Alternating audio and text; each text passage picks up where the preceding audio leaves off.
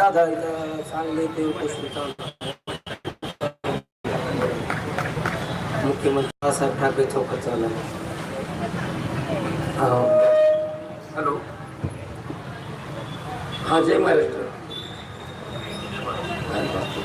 काही नाही, मुख्यमंत्री युवा कार्यामध्ये विद्यार्थी आहेत, त्यांना 1,34,000 विद्यार्थी आहेत, त्यांना कामावरती घेतलं. 11 महिन्याचा कार्यकाळ त्यांचा संपतोय. मग 11 महिन्यात पुढं काही अनुषंगाने आम्ही अमोल कृष्णामाई घाटावर चालू केलं होतं. मग अशा 2-3 हजार मुलं आहेत. सध्या पाऊस पडतोय तरी देखील आम्ही पावसामध्येच बसलोय आणि आहे. आपण पण आपल्या माध्यमातून या मुलांसाठी न्याय देण्यासाठी काय प्रयत्न करता येईल. तर पहिली गोष्ट सांगतो, याला पण लोकांनी फक्त निवडणुकीच्या तोंडावर केलं होतं ही सगळी गोष्ट. बरोबर. आणि निवडणूक झाली, त्यांना सत्ता मिळाली की ती लगेच बाकी कर्जमाफी, आपला रोजगार, त्यावेळेस सांगितलं की तुम्हाला कायम करून घेऊ. बरोबर. त्यावेळेस मुख्यमंत्री आणि आता शब्द पुरवायला लागलेत.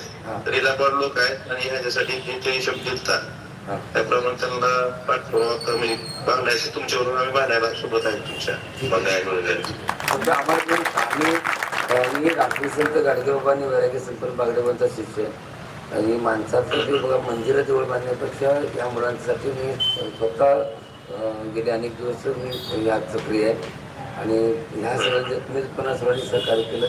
ह्यांचा मुद्दा त्यांच्या दरबारपर्यंत पोहोचला तर पुढचा आम्ही 100% या प्रश्नार्थी सोबत आहे. सुरुवातीला म्हणजे दोन्ही अधिवेशनात पहिल्यांदा 5 महिन्याचं वाढ होतं, त्यावेळेस पण मागच्या अधिवेशनात आम्ही सोबत होतो. त्यांच्या दरवेळी सोबत आहेत आम्ही.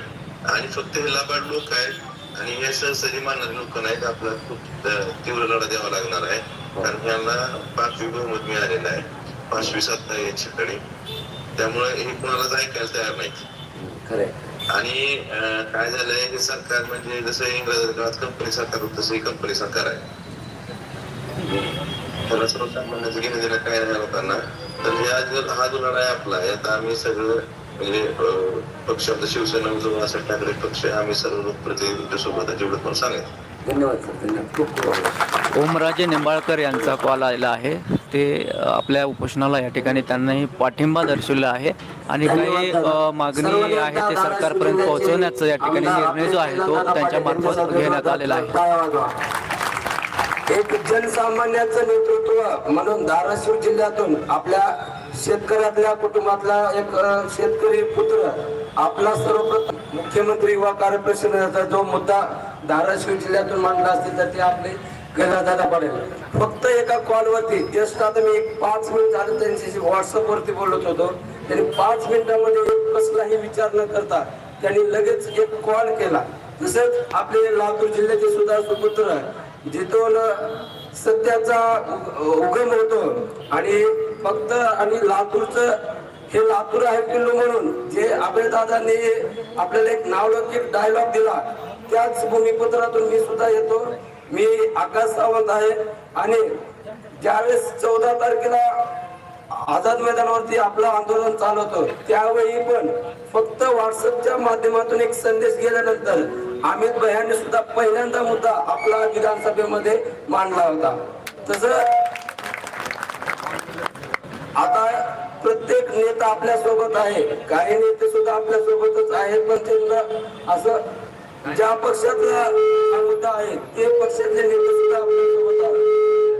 कारण हा मोठा एकदम रास्ता आहे, कारण की योजना कुठेतरी निवडणुकीच्या काळामध्ये आणून कुणाला तर भूल देऊन हे निवडणुका आणली होती आणि योजना आणली होती. पण आपण सुशिक्षित वेल क्वालिफाईड तरुण आहोत आणि भारत देश हा तरुणांचा देश म्हणून आपल्याला ओळखला जातो. आणि आपले घटनेचे शिल्पकार बाबासाहेब आंबेडकरांनी सुद्धा आपल्याला दिले, शिका, संघटित आणि संघर्ष करा. त्या पद्धतीने आपण नवयुवक बाबासाहेबांच्या आणि आपल्याला देश स्वातंत्र्य करण्यासाठी ज्या महापुरुषांनी आपलं प्राणाची आहुती दिल्या त्या सर्व महापुरुषांच्या आदर्श तत्वावर चालून आपण हे सुद्धा आपल्या बाबाच्या मार्गदर्शनाखाली आपल्याला हा लढा जिंकायचा आणि जिंकेपर्यंत आपण इथून कुठेही कोणीही हलणार नाही, एवढं इथं लातूर जिल्ह्यातून एवढं सांगू शकतो. धन्यवाद.